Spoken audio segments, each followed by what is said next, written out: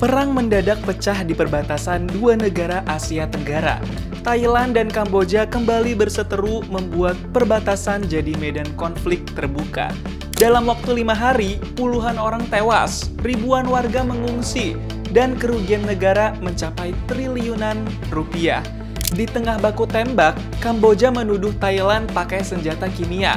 Tuduhan itu sontak membuat heboh. Di balik semua itu ada sejarah panjang yang belum selesai. Konflik lama kembali memanas, memicu peperangan yang membawa dampak besar, bukan hanya bagi dua negara, tapi juga kawasan sekitarnya. Meski sudah sepakat untuk gencatan senjata, Thailand menuduh kalau Kamboja masih melanggar kesepakatan tersebut. Jadi, apakah peperangan akan terus berlanjut? Dan usaha damai akan berujung sia-sia? Sebenarnya, apa akar permasalahan dari konflik Thailand-Kamboja itu? Gak lama-lama, mari kita kupas tuntas fakta di balik kisah menghebohkan ini.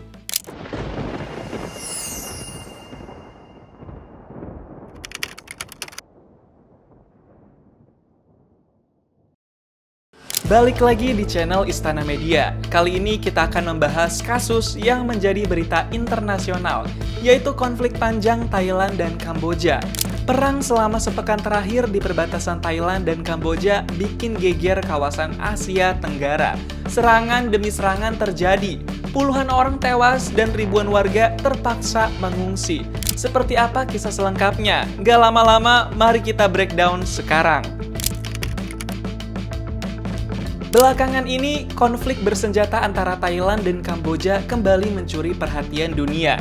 Bukan cuma karena aksi saling tembak dan serangan udara, tapi juga karena jumlah korban yang terus bertambah. Perang ini meletus pada Kamis 24 Juli 2025, dimulai dari bentrokan di perbatasan kedua negara. Kamboja meluncurkan serangan ke wilayah Thailand, salah satunya ke sebuah pom bensin di provinsi Sisaket. Serangan itu memicu respons keras dari Thailand. Jet-jet tempur pun dikerahkan untuk melakukan serangan udara ke wilayah militer Kamboja. Bentrokan terjadi di 6 titik perbatasan, dibarengi ranjau darat dan serangan dari kedua pihak. Selama 5 hari konflik, setidaknya ada 35 orang yang menjadi korban jiwa. Ketegangan ini rupanya bukan konflik yang tiba-tiba muncul. Sejak Mei 2025, hubungan kedua negara ini sudah memburuk. Waktu itu, seorang tentara Kamboja tewas dan 2 tentara Thailand harus kehilangan kakinya akibat ledakan ranjau darat. Akar dari konflik ini adalah sengketa wilayah yang melibatkan kuil Preh Viar, situs bersejarah yang berada di perbatasan dan menjadi sumber kebanggaan nasional bagi kedua negara itu. Situasi diperparah oleh hubungan diplomatik yang renggang. Kedua negara saling mengusir duta besar dan saling tuduh soal pelanggaran perbatasan. Lalu, seperti apa sejarah panjang konflik Thailand dan Kamboja? Kita masuk sekarang. Konflik antara Thailand dan Kamboja sebenarnya bukan baru terjadi di tahun ini. Perang di bulan Juli 2025 hanyalah babak terbaru dari kisah panjang yang sudah berlangsung puluhan tahun. Semula berawal dari sebuah kuil kuno bernama Preh Viar yang dibangun sejak abad ke-11 di masa kejayaan Kekaisaran Khmer leluhur bangsa Kamboja. Tapi di masa itu, wilayah kekuasaan Kekaisaran Khmer dan Kerajaan Siam, cikal bakal Thailand, sering berubah-ubah karena perang dan perebutan wilayah. Karena kedekatan geografis dan sejarah yang saling bertumpuk, kedua negara sama-sama merasa punya hak atas kuil itu. Pada awal 1900-an, Perancis yang waktu itu menjajah Kamboja membuat peta topografi dan menunjukkan kalau Preh Viar berada di wilayah Kamboja. Tapi Thailand gak pernah benar-benar menerima hal tersebut. Konflik pun makin rumit waktu Thailand sempat menguasai wilayah kuil tersebut pada masa Perang Dunia di tahun 1941. Kemudian di tahun 1954, pasukan Thailand kembali menguasai Preh Viar setelah pasukan kolonial Perancis mundur. Tapi Kamboja yang waktu itu sudah merdeka langsung keberatan dan membawa kasus ini ke Mahkamah Internasional atau ICJ. Thailand tetap bersikeras kalau kuil lebih mudah diakses dari sisi Thailand dan peta Perancis dianggap tidak sah. Tapi di tahun 1962, Mahkamah Internasional memutuskan kalau Preh Viar adalah milik Kamboja dengan suara 9-3. Meski begitu, keputusan itu tidak menyebut soal wilayah yang ada di sekitar kuil yang jadi sumber masalah di masa selanjutnya. Pada awalnya, kedua negara sempat bekerja sama agar wisatawan bisa mengunjungi kuil tanpa konflik. Tapi semuanya berubah waktu tahun 2008 saat Kamboja mengajukan Phra Phare sebagai situs warisan dunia UNESCO. Thailand menolak karena merasa wilayah di sekitar kuil masih jadi sengketa, tapi UNESCO tetap mengabulkan permintaan Kamboja. Dari situlah ketegangan kembali naik. Tahun 2029, bentrokan bersenjata pun pecah. Ada korban jiwa dan luka-luka. Sejak itu, setiap isu perbatasan memanas. Nama Phra Phare selalu muncul jadi pusat konflik. Di tengah panasnya pertempuran, muncul tuduhan serius dari Kamboja. Juru bicara Kementerian Pertahanan Kamboja, Letnan Jenderal Melis Soheta, menyebut kalau Thailand menyerang Kamboja menggunakan senjata kimia pada Senin 28 Juli 2025. Senjata itu berupa gas beracun yang diluncurkan di wilayah Tamuan Thom dan Tak Krabi. Dia juga menyebut kalau Thailand sudah melanggar kedaulatan Kamboja. Tapi di sisi lain, melalui akun Facebook resminya, Angkatan Darat dan Angkatan Udara Thailand dengan tegas membantah tuduhan itu dan menyebut kalau tuduhan itu tidak mendasar. Thailand balik menuduh Kamboja sudah memutarbalikkan fakta.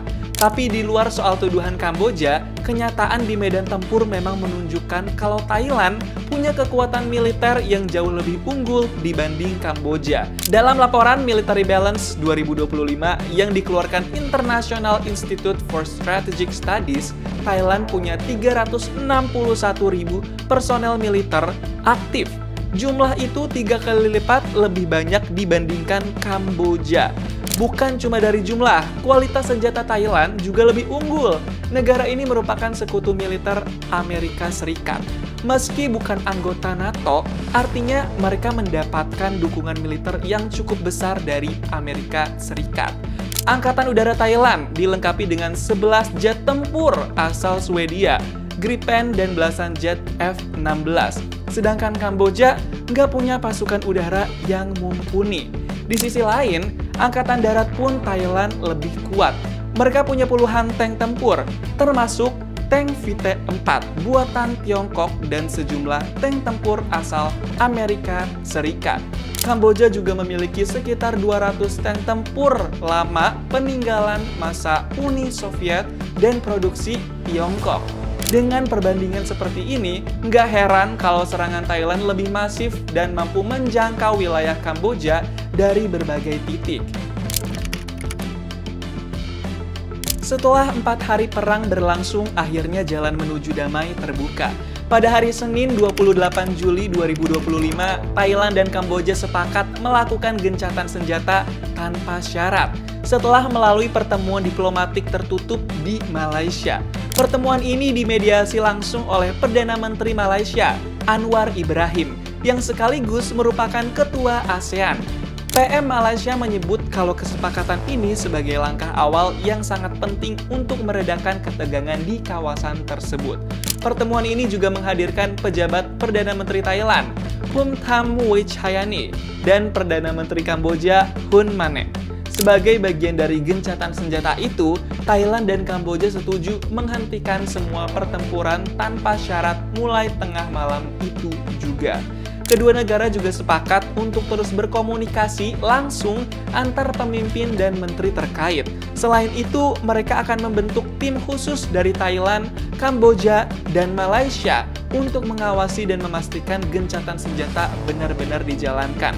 Tapi sehari berselang, militer Thailand menuduh Kamboja melanggar perjanjian dengan 3 serangan di wilayah provinsi Sisaket.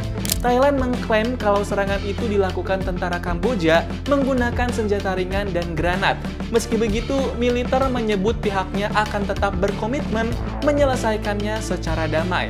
Sebaliknya, melalui pernyataan tertulis pada Rabu 30 Juli 2025, Kementerian Luar Negeri Kamboja membantah keras tudingan itu. Mereka mengaku memegang teduh hasil kesepakatan sebelumnya. Konflik antara Thailand dan Kamboja bukan hanya soal sengketa batas wilayah atau perebutan kuil bersejarah. Lebih dari itu, pertempuran ini membuka mata banyak pihak tentang betapa rentannya perdamaian di kawasan Asia Tenggara. Di balik baku tembak dan gencatan senjata, ada dua pelajaran penting yang bisa kita petik. Pertama, konflik batas wilayah nggak bisa diselesaikan dengan senjata. Meski memiliki kekuatan militer yang lebih kuat, Thailand tetap nggak bisa menyelesaikan sengketa ini dengan pertempuran. Hal ini menunjukkan kalau penyelesaian damai melalui diplomasi dan hukum internasional jauh lebih efektif. Kedua, rakyat sipil selalu jadi korban yang paling menderita. Dalam konflik ini, lebih dari 300.000 warga sipil harus mengungsi dan puluhan orang kehilangan nyawa.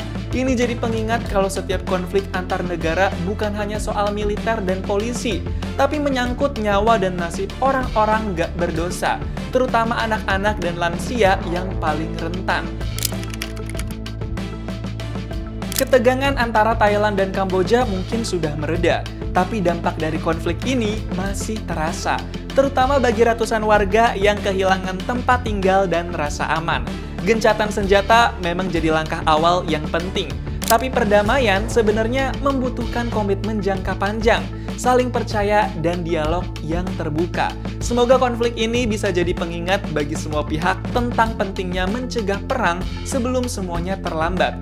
Gimana menurut kamu? Apakah konflik ini bakal benar-benar berakhir atau justru cuma reda sementara? Tulis pendapatmu di kolom komentar ya. Jangan lupa untuk like dan subscribe, serta pastikan untuk nyalakan notifikasinya agar kamu nggak ketinggalan konten breakdown selanjutnya.